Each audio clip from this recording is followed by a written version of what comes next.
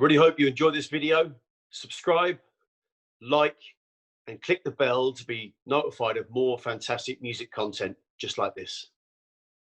Welcome to the Need to Know Music Show with me, Ronan McManus, here on Switchbox TV. Today I'm joined by a dance music DJ from Germany.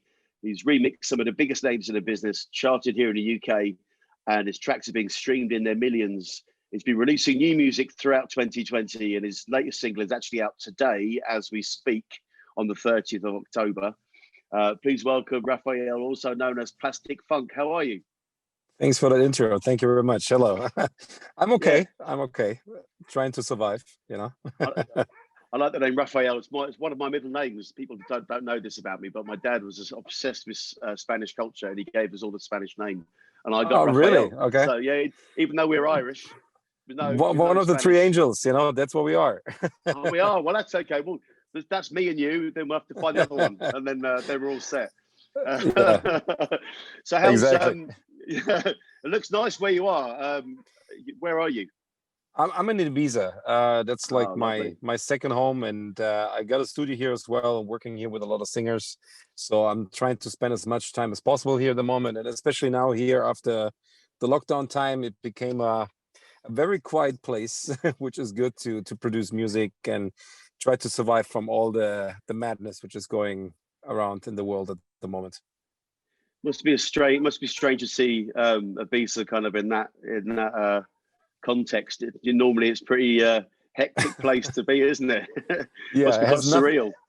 It has nothing to do with Ibiza as we know it, but actually, I mean, I moved to Ibiza from a second home here because of the island and not because of the party. So it is sad to see that Ibiza is so quiet, that everything got shut down. But on the other side, the island is so beautiful. So I'm seeing parts of the island I haven't seen here in the last 10 years. And it's actually a very special, relaxed, it's a magic place which gives you a lot of energy and helps you to go through a crisis like that. Yeah, well, you're born in Spain. You're actually half Spanish, aren't you? So yeah, I'm half Spanish. Grew up my in father Germany. is Spanish. Yeah, my mother is German, and I lived in Spain. Also lived in the States and lived in Germany. So yeah, we were moving all around the place. But so it's good to be back in Spain. Now, that's for sure. I'm gonna say, yeah. So what was 2020 meant to be for you? And how's COVID-19 changed your kind of year? It's pretty interesting. Yeah, I just talked to a couple of friends of mine and also talked to colleagues out of the music business, and almost everyone was like, damn, 2020 is going to be the year where we really everything goes through the roof and we're just making the next steps and we're like, our career is blowing up and everything is going to be great. And who would have thought that it's the worst year of our generation? And yeah, I don't know, it's crazy. I mean, the year started amazing. I had 2019, I played more shows. I think I played around 190 shows. All the releases were doing really well. Then I started my year with a collaboration with Nervo, which already hits like 6.5 million streams. And yeah, we had a lot of tracks on the schedule to be released. And I went on tour. I was in January. I played a couple of festivals and went to a tour in Asia for like 16 days. And I was in China when the whole thing started, you know? Oh, wow. So the virus is following me since day one, you know? So it's your fault. I was in China when... it's my fault. I'm patient one, yeah. Patient zero, yeah. I'm the one who brought it to Europe. No, thank God it was not me. I got tested like 20 times now already, so I know exactly it was not me. But no, it was tough because I was in China when it started, and then we left from China to Philippines, and it started in the Philippines. We left to Singapore. It started in Singapore. Then I went back to Germany, and then yeah, step by step, it came over to Europe. But yeah, it was supposed to be an amazing year, and yeah, year which shows us how strong we are, or how strong we not are. It's definitely very difficult, and we're trying to survive. Yeah. So you're I wanted to talk a little bit about your early years growing up, and you had music as sort of part of your childhood, wasn't it? It was a big part of what you did as a family. And it's just, I'd like to speak a little bit about kind of your sort of musical beginnings and that kind of thing? Yeah, I grew up with I mean, my parents, my father is a pilot, but before that, he studied history, and he always tried to teach us that how important music is as part of history, and how important it is to understand the world. And so it was very interesting because he always teach us about music history, but also try to teach us instruments, which was very annoying for me during that time to get like piano lessons and violin lessons. Now I'm pretty happy that we were allowed to learn all that instruments and to learn about music, because it gives me the possibility to work on music totally in a different way than maybe other people who never had anything to do with it. And I think yeah, my parents tried to make sure that we play an instrument, but also understand about music and how important it is, how music brings people together and really reflects emotions and yeah, everything you see in life. So your first performances, were they in the electronic kind of stuff, or did you ever do any kind of performances in sort of traditional music instruments, live instruments? No, not at all. I was definitely, like I said, I was very annoyed. For me, it was a pain in the ass to do all the piano lessons like twice a week, and I had other stuff in my head. You know, there was the first parties going on. I was going out, meeting girls. I was playing baseball professional, so I was more into sports. Wow. But yeah, now when I think back, I'm happy that we went through this horrible piano lessons. My teacher was a prick also, so it was not too much fun, you know. But now going back to this, yeah, no, definitely, I'm happy we did it for sure. But the first shows I played was like me being in high school, 15 years old. I bought some very cheap record players. Tried to save every euro to buy vinyl and buy like tape decks and try to record my first mixtapes. I did my first parties in school. I did my parties in my parents' house every time my parents were on tour. And yeah, this went crazy. I had parties in my parents' house with like more than 350 people. So this got a bit out of control. So I really but had you were to... popular. I bet you were popular in the local area. Yeah, you know how it is. You tell one person, he tells two others, and then you have a good party. And it got better and better. But I grew up in a very small village in Germany, so you can imagine 350 people in one house. My parents knew about it, so I had to try to get into the clubs. And yeah, I just sent up mixtapes like crazy. And the first shows I played was some DJ contests. I won 2 DJ contests during that time, was 16, 17.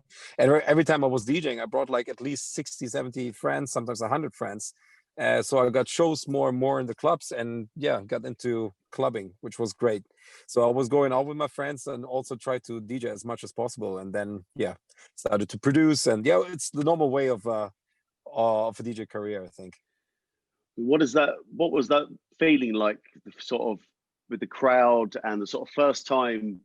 Do you remember a time when you sort of, that feeling hit you and you were like, I've got to keep doing? Oh, hang on a second, 1 second. Sorry. Do you remember? Totally. Do you remember a moment where you thought, this is what I want to do. This is amazing. Yeah, for sure. Because I mean, I did my my home parties, and like the party I did in my house, where it was like 350 people, and there was a huge crowd. Everyone, I mean, it was my party, so everyone was waiting for me to DJ. I got nervous because I was like, damn, this is amazing, you know, like all the adrenaline in your body, and you were like just happy to play these records you were listening to like for hours and hours in your little bedroom, you know. So I got addicted. It's a great feeling. It's great to play music for people and just see their reactions when you play that special record you were listening to in your home for like 100 times. And like when I started DJing in clubs and I started DJing for this DJ contest, you feel that something is happening, you know. And yeah, it's a kind of an addiction, but this addiction, I think, gets into passion, and then you can't leave it anymore. It's really difficult to get out of this. What was it like when you started dropping your own tracks and getting those, and see the reactions of them? Was it different to the feeling you'd had before? Yeah, for sure. Because in the beginning it was just DJing. You just try to buy good records and try to play them out. But uh, if you're in the business for a while, and I already had my contacts to music business with 15, 16 already, and some of my friends were already producers and actually successful producers also, you're DJing, but at the same time you want to play your own music. And that's the thing which takes a bit longer, because you really have to get into it. You really have to teach yourself and learn and learn and learn to really create a track.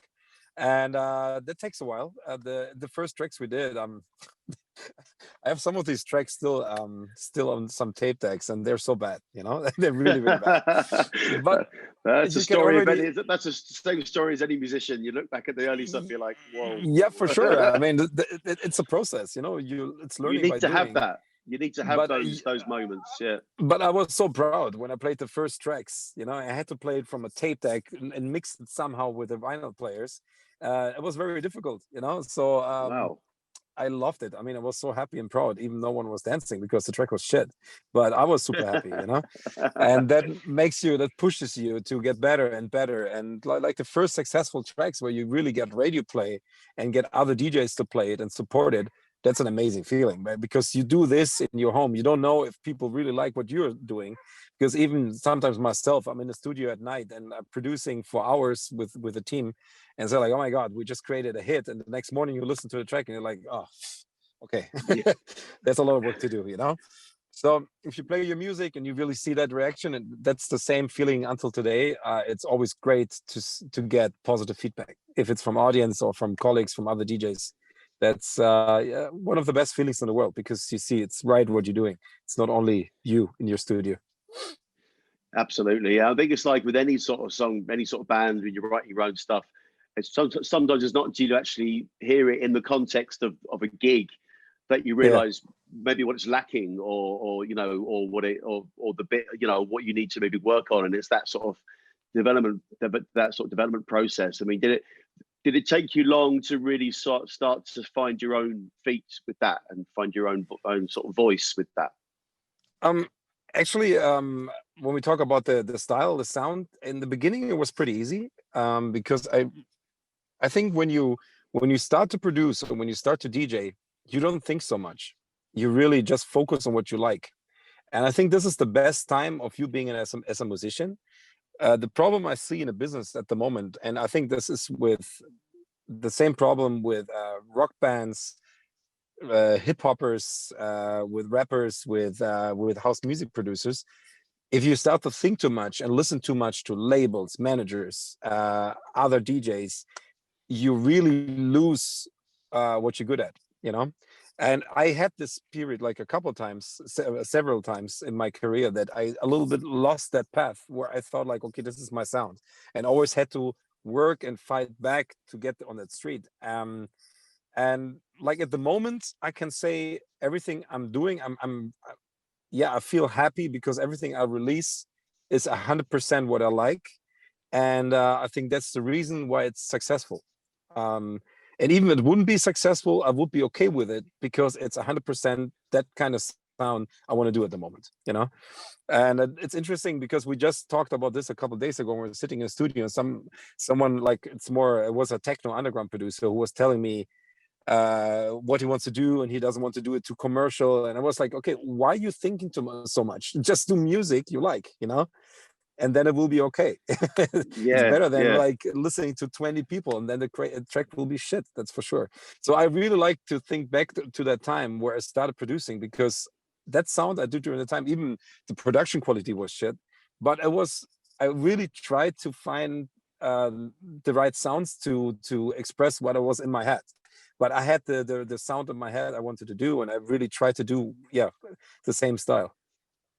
So is that how you hear things in your head, and then you work out how to create that, or do you do experimentation at home and kind of the things come from that? Which way do you like to work?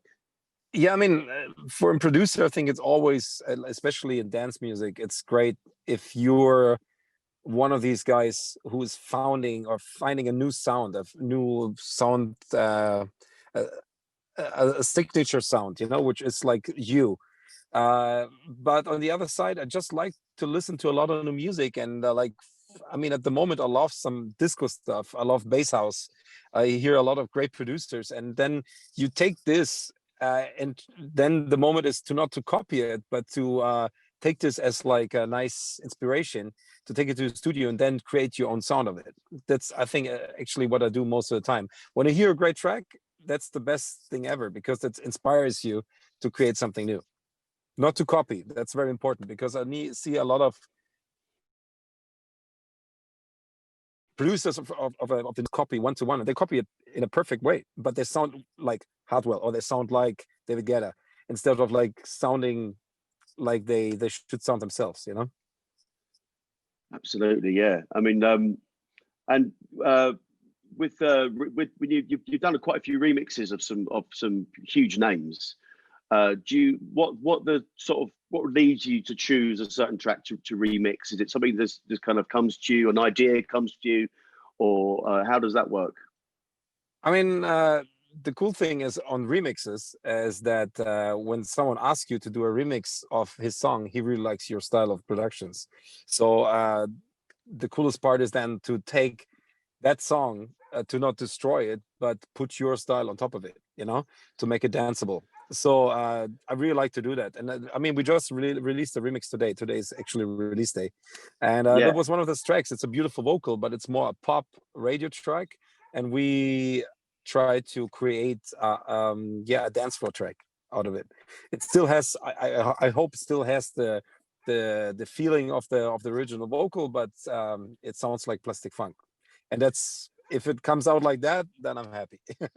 that's taking me higher, isn't it? That's called Taking Me Higher. Take Me Higher, yeah. It's a beautiful vocal, isn't it? It's a beautiful vocal on that. Great vocal, definitely. I love the vocal. I hear the vocal, and in the first 10 seconds, I was like, yeah, I want to remix it. We don't even have to talk about it.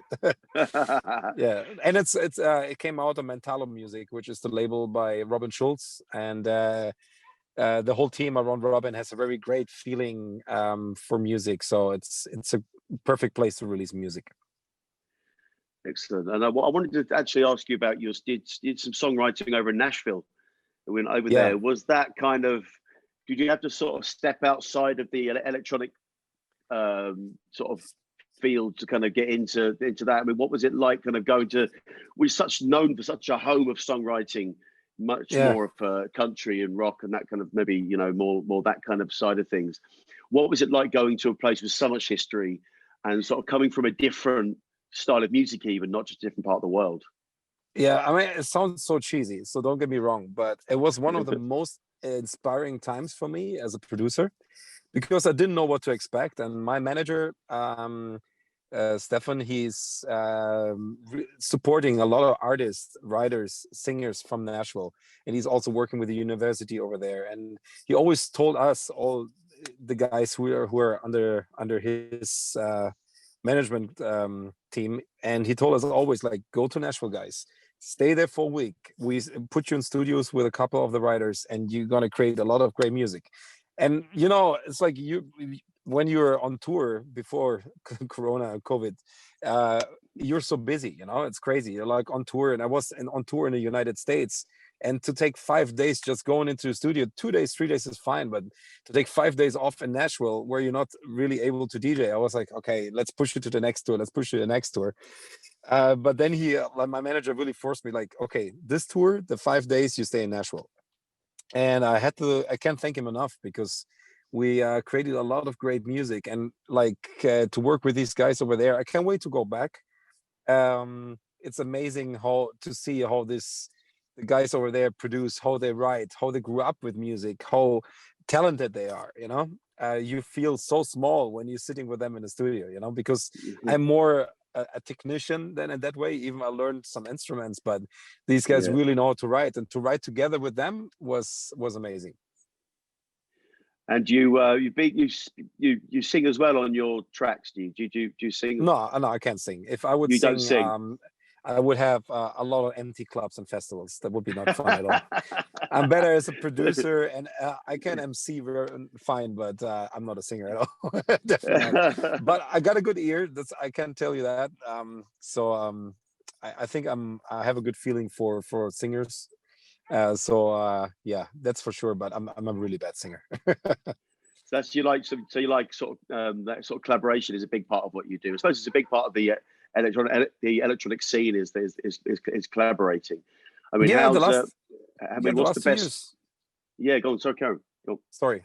No, No. The last 2 years was great to focus a bit more on collaborations, because I figured out for myself that it opens up so many doors. You know, you get, the creativity is crazy when you just work with 1, 2, or 3 different people together and bring all the styles together.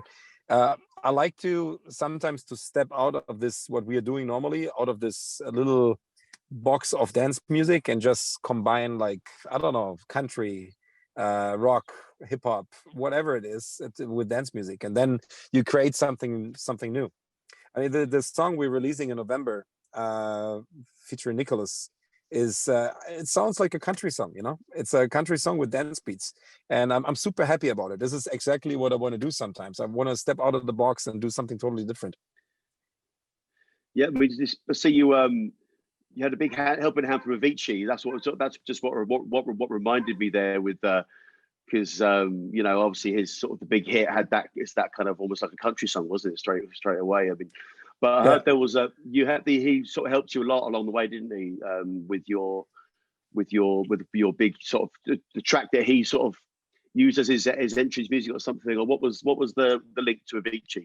Yeah, Tim was, I mean, I just met him one time, like in his early stages, where we were just teaching a show together, and he was just a super nice person, super nice character, and very shy, and quiet. But then he like got so big, and we had this collaboration out with Tujamo called Who, and that track just was doing okay and got kind of a hype, but nothing really happened. It took like 5 or 6 months, and we were already like about to release the next track, and yeah, it was just there. And then I got videos and messages of people, because Avicii was using our track as his intro track for every show, Right. for all the big festivals, for EDC, for Tomorrowland, for his Ushuaia shows. And he just brought that track to the world. And like the week after, you saw like, oh, Tiesto played it, David Guetta played it, Martin Garrix played it, Steve Angello, Swedish House Mafia played it. And we were like, oh my God, what's happening here? You know, it's like this track is already old for us, you know, but now it's everywhere. It was on every playlist. And yeah, he found it, and he did something with it. And yeah, it's crazy. He was definitely an amazing support. And the great thing is, he not only played it, and he just emailed me and just asked me like, hey, you want to play some shows at my parties at Ushuaia, because he did his Avicii concert at Ushuaia here in Ibiza. And yeah, it was a massive support. He opened up a lot of doors. I had a meeting with his manager also, who's an amazing business guy and amazing music manager as well. So it was a great help. Rest in peace, Avicii. I mean, definitely big loss. It was a very special character and special person. Yeah, it's a big he's a big loss to the music industry. I mean, Wake Me Up was such a massive track. It just spanned across all genres, didn't it? Really, that, I mean, it was a huge hit. No, he was definitely one of the special, talented people in the world. We don't have so many of these. So he was someone special, that's for sure. And I always ask for a career highlight, but it seems like that those gigs with Avicii would have been up there. When you look back, what sort of moments in your career would you say have been real highlights that you can really that you're really proud of? I mean, luckily, I mean, I'm thankful for all the great shows I played, especially the last 3, 4, 5 years. But I think career highlights are always like the big festivals. For me, it doesn't matter if I play in a 200 people club and there's 200 amazing people. It can be as good as any big festival. But for sure, the first time I played Tomorrowland, second and third one I played Tomorrowland also was amazing, because I played pretty good stages and good play times. And then I played Ultra Festival main stage in Croatia last year, which was incredible. It was right before David Guetta, with like 25,000 people in the main area. I think all my tours through Asia, I'm so happy to have this huge fan base in China. And like the tours I played actually it was this January, we sold out some of the clubs with 3,000-4,000 tickets on a Monday and a Tuesday. I had goosebumps going on stage and hearing them shouting our name, like in China, you know, it was crazy on a Monday. There was some like very special moments, like playing World Club Dome it's one of my home festivals, opening the main stage in my hometown. Yeah, these were special moments, that's for sure, and like maybe 100 great moments more. And I know you've done some of the live stream things during 2020. Is that tough to not have that reaction from the audience, to not have a crowd in front of you to kind of to play with and to play to? I mean, is that kind of what's the sort of difference?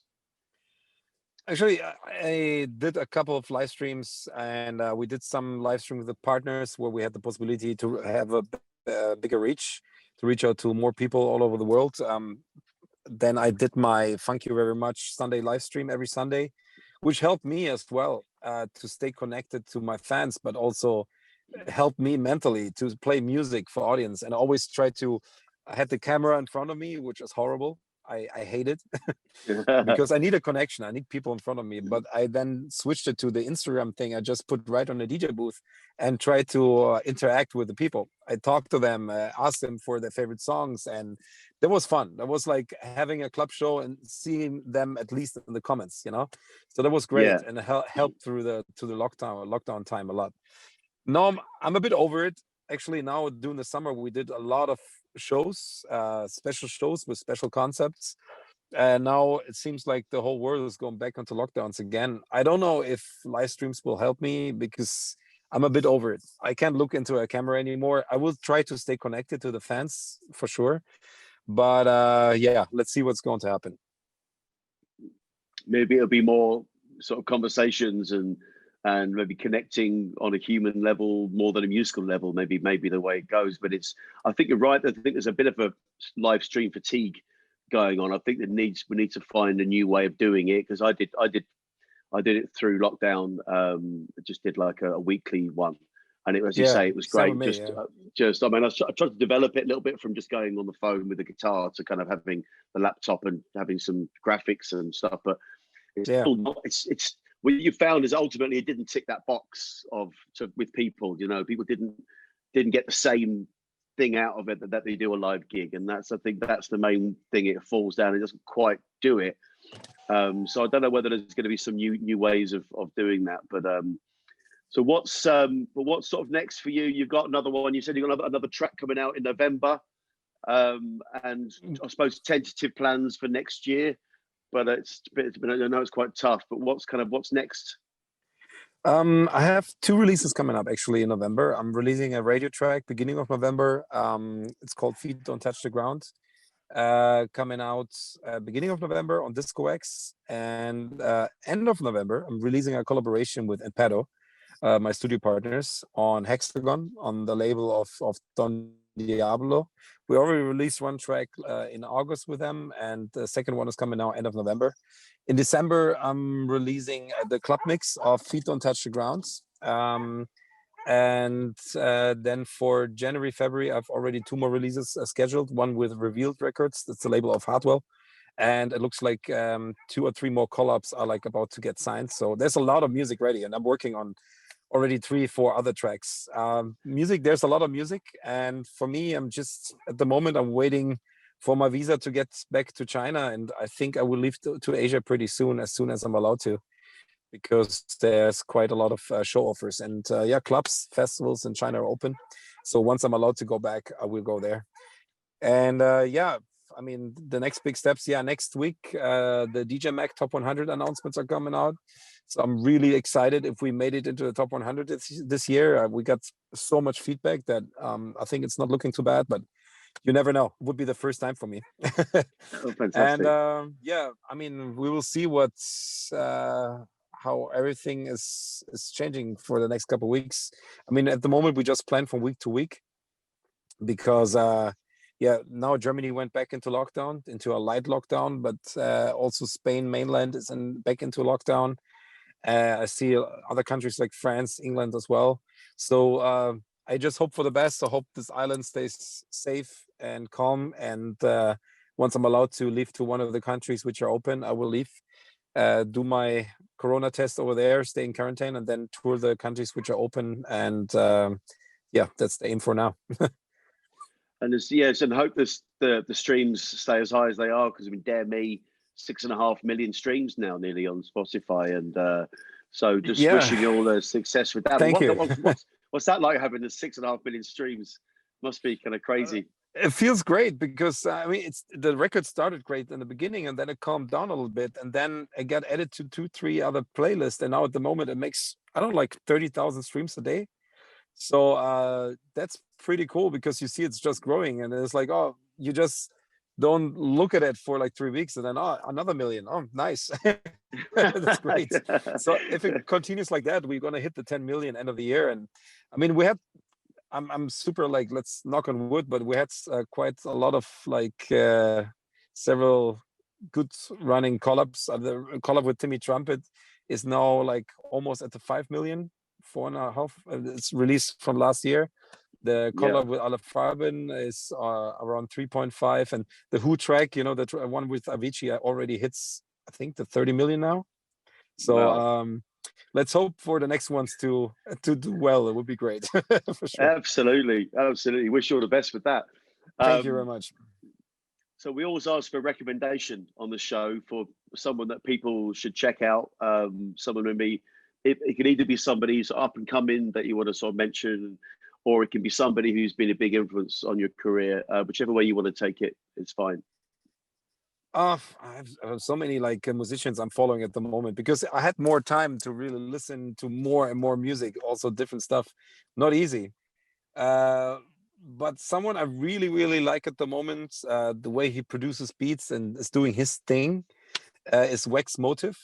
He's a producer from the United States, and I love the stuff he's doing at the moment, for sure. Fantastic. We'll put a link to his stuff there. Where's the best place for people to keep in touch with you? Is it Instagram, or what's the best place for people to keep in touch? It's definitely Instagram. We got our Facebook fan page, /Plastik Funk with a K, the German Plastik, and Instagram for sure. Instagram, we're up to date on the stories every day. Twitter a little bit on TikTok as well. But I think Instagram is the best channel to just follow us and to really see what I'm doing. Excellent. We'll put the link to that too, so people can click that and follow you. And thank you. Appreciate that. follow your journey, because it sounds like you're sort of getting into you sort of obviously releasing so much music this year, and it sounds like it's really interesting, all the different things you've got going on. I don't know how you can keep your brain from exploding, but I hope that you do.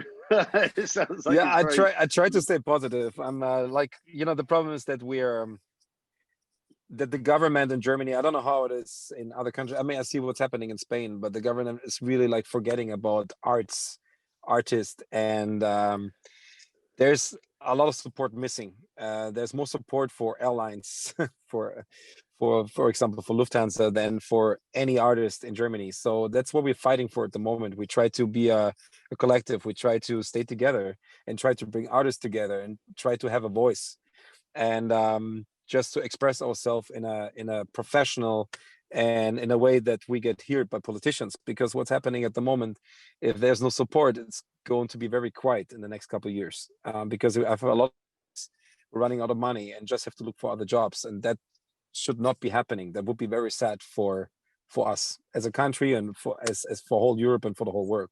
So this is what we're fighting for, and this is something beside music what I'm focusing at the moment, to try to bring the scene together. I'm starting with Germany because that's where I'm from, and maybe take it over the world and try to send it to other people. But I see other countries also fighting for getting support.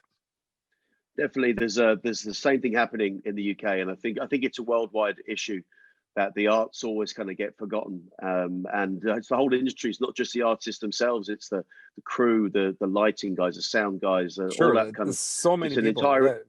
It's an entire industry which creates millions of jobs and millions of pounds for economies all over the world, and I think it's. Yeah, no, I appreciate that. It's a great message, and anything we can do at Switchbox to help, because we're trying to. This show is kind of born out of that. I'm a musician. with no work. So Yeah. I've been having conversations with people. It's kind of, that's what we're trying to do at Switchbox, and it's definitely an important message. So yeah, definitely come to the UK with that message. It needs to be heard. Thank you. Yeah, no, we have to stay together and work together. That's the only way. 100%. Listen, Right, thank you, Raphael, for joining us. Thank you for good luck. Wait, let's take a picture together before I forget that, because I always forget to take pictures with the people I'm having interviews with, and my social media team hates me for that. It was a great talk, by the way. No, brilliant. 1, 2, and cheese. Nice one. Brilliant. Okay. Thanks for having me. Have a great day. Thank you so much. Safe. Take care. Stay safe and well.